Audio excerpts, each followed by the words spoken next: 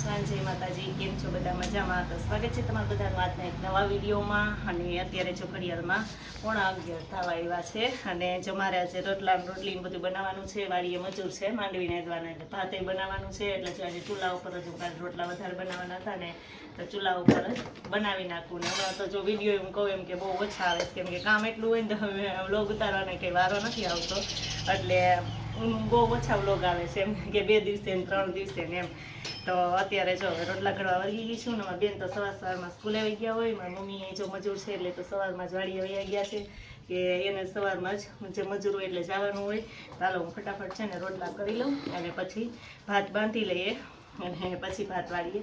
પછી તો મૂકવા જવાનું છે, એટલે ઝડપથી જે શાક ને એવું તો બધું બની ગયું છે, ખાલી રોટલા એક જ બાકી છે. એટલે હું ઝડપથી છે ને રોટલા બનાવી નાખું.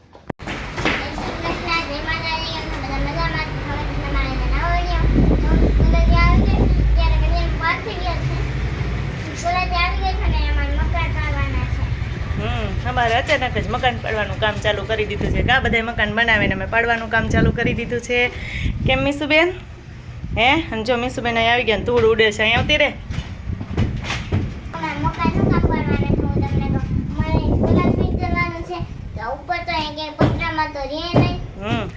અમારે તો જો નીચે જેમ રૂમ ને બધું છે ને ઉપર અહીંયા પતરાવાળા જ છે બધે, એટલે પતરા ઉપર તો કંઈ સોલાર રહે નહીં. એટલે સોલાર ફિટ કરાવવું હતું ને તો કંઈ જગ્યા નહોતી. હા, એટલાકમાં થોડું રહીએ કે અહીંયા ખુલ્લું છે મીસુબેન કે, એટલે ફરજિયાત અમારે આ કાઢવું જ પડે એમ હતું એમ. એટલે એક રૂમ અને થોડુંક અહીંયા બધું છે, આ બાથરૂમ ને એવું બધું કાઢી નાખશું ને એટલે અમારે છે ને સોલાર ફિટ થઈ જશે. એટલા માટે જો સવારનું કામ ચાલુ છે ને હજી તો કદાચ આજે પૂરું નહીં થાય, કાલે પૂરું થાય એમ. તો ઉપરથી પતરાને એવું બધું કાઢી આખો રૂમ છે ને એ પાડી નાખ્યો છે. જો મીસુબેન ઉપર ચડી ગયા છે અને અત્યારે સાંજ પડી ગઈ છે. અને આવું કાં કેટલા 8 થવા આવ્યા છે. 8 થવા આવ્યા ને તો અંજવાળું તો હજી છે થોડું થોડું. અને જો આપણે મીસુબેને રોંઢે કીધું હતું ને એમ કે મકાન પાડવાનું કામ ચાલુ કરીએ છીએ. તો જો આખો રૂમ છે ને તો પડી ગયો ને આ બધું છે ને એ કામ કાલે કરવાનું છે. ના મીસુ કોણ કરશે? મીસુ હે? એટલું થોડું ઘણું બાકી છે ને બધું કાલ થઈ જાય. અને અહીંયા નીચે જો આ બધું હજી તો કટકા ને એવું બધું પડ્યું છે, બધું કાલે હરખું કરવાનું છે. અને જો આ પાડી બેલા તો અમે નીચે નાખી દીધા હતા, એટલે એ બેલા કાલે જો ભરવાના છે. બધા બહાર જ અહીંથી એમને નીચે નાખી ઢગલો કરી દીધો હતો. મીસુ બધા લઈ લેવાના. કા જય શ્રી કૃષ્ણ, જય માતાજી. કેમ છો બધા? મજામાં? જો આજે થઈ ગયો છે બીજો દિવસ. અને કાલે તો પછી સાંજે અમે બતાવ્યું હતું કે અમારા મકાનનું કામ ને બધું ચાલુ હતું. હજી એ પૂરું નથી થયું. હા, તો ઉપર જ ચડ ને. તો હજી તો જો પૂરું નથી થયું, થોડુંક અધૂરું છે. બધું પૂરું થઈ જાય ને પછી તમને બતાવશું કે કામ કેટલું કમ્પ્લીટ થયું એમ. અને આજે જો અત્યારે મારે બનાવવાની છે દાબેલી. એટલે હું બનાવવા જોઈએ મસાલો બનાવો છે ને મારા બેન બેસી ગયા ચાખવા માટે. કા બેન? જય માતાજી. કેમ છે બધા? મજામાં? તો સ્વાગત છે તમારા નવા વિડીયો.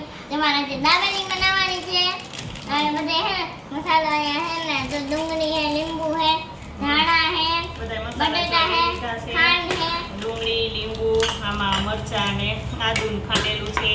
પછી આ તૈયાર મસાલો છે, ડુંગળી અને મસાલા ફાડા છે. મને બહુ ભાવે ફાડા. મને તો ભાવે જ ને બધું.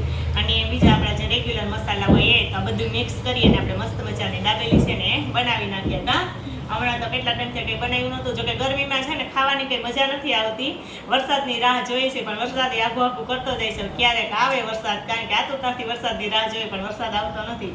તો અમારે આજે ખાવાનું એક દી માંડ આવે, બીજા દિવસે તો ક્યાં આવ્યો જ નથી. હજી તો એક દી માંડ આવ્યો હોય, હજી વરસાદ આવ્યો જ નથી. એટલો છાંટા કોકો કરતા એની સ્કૂલે આવ્યો હોય છે, અમારે નથી આવ્યો. તો સારું, હાલો હવે ફટાફટ આપણે બનાવી નાખીએ દાબેલી.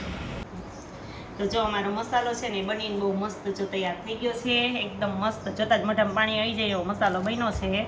અને હવે જો આપણે બધું આમાં જ એડ કરી દીધું છે, કે ડુંગળી, સિંગના દાણા અને બધું. અને હવે આપણે દાબેલી ભરવાનું કામ ચાલુ કરી દીધું છે. અને અમારી બેન બાજુમાં બેસી ગયા છે. બેનને ભૂખ લાગી ગઈ છે. કા બેન? હે? ભૂખ લાગી ગઈ છે ને એને ભાઈને બેયને સ્કૂલેથી આવે ને તરત બહુ ભૂખ લાગી. અત્યારે જો કે 6 થઈ ગયા છે. હું તો ભરી લઉં ને પછી તમને બેયને શેકી દઉં, એટલે તમારે બેયને જમવું હોય ને તો જમી લો એમ.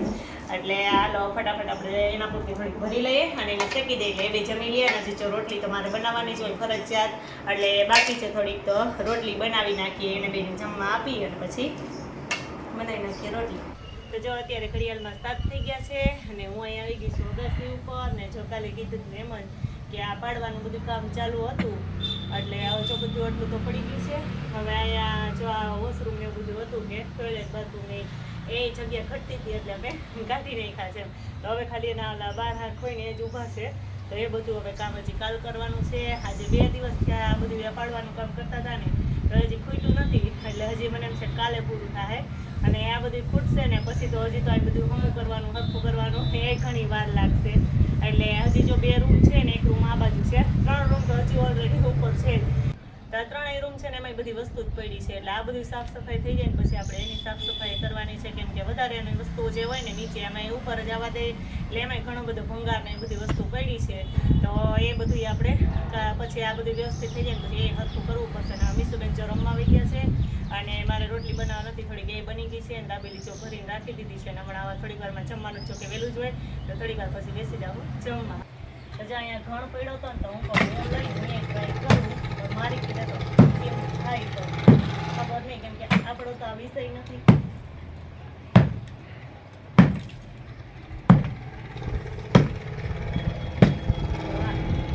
નીકળી તો ગયો, મને તેમ હતું કે મારી કીધે દિવાલ નહીં પડે એમ, પણ થોડું ઘણું તો થાય છે એમ.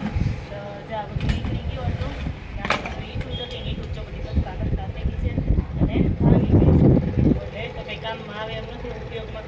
પહેલાં તો જો કે વાડીએ કંઈક બનાવવું હોય છે ને તો કામમાં આવી જાય, પણ આ ઈંટોને એવું કંઈ કામમાં નહીં આવે.